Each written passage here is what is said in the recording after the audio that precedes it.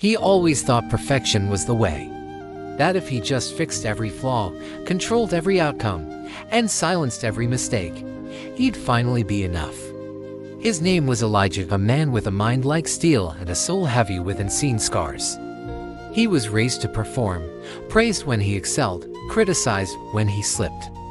He wore a smile, but inside, a quiet war waged, the war of never being enough. Science calls it maladaptive perfectionism, a psychological loop where the fear of failure becomes louder than the joy of living. The brain, flooded with cortisol, begins to erode its own joy centers. The nervous system enters survival mode. Never peace. Elijah didn't know this. He just knew he couldn't sleep at night. Not really. He replayed every word he said, every decision, every silence. He edited his own soul like a broken script, until one day he met an old man in a bookstore. The man didn't speak first. He simply looked at him and said, "You're trying too hard to be a god." When all you were ever asked to be was human, Elijah broke. He wept in the of ancient texts, because those words weren't advice, they were release.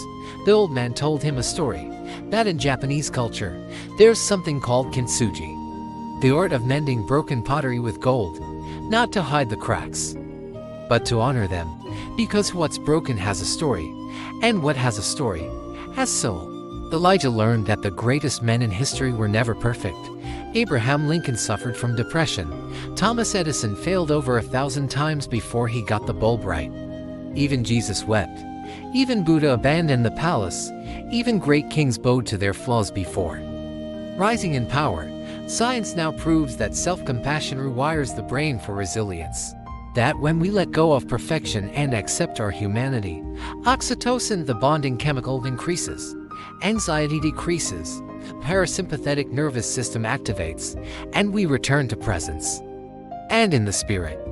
Surrender is the language of miracles. Elijah began to unlearn.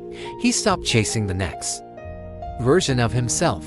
He started honoring the one who had survived everything to be here. He embraced the mess.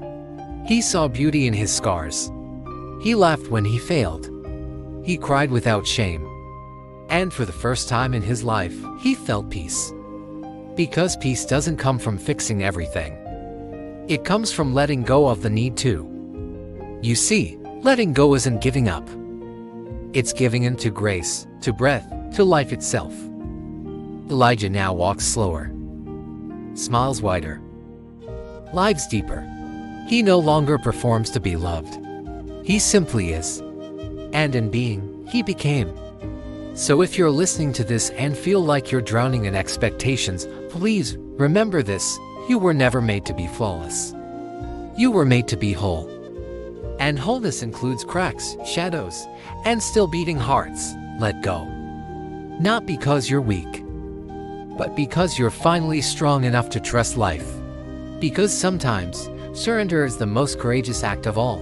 And maybe, just maybe, that's how we win the war within.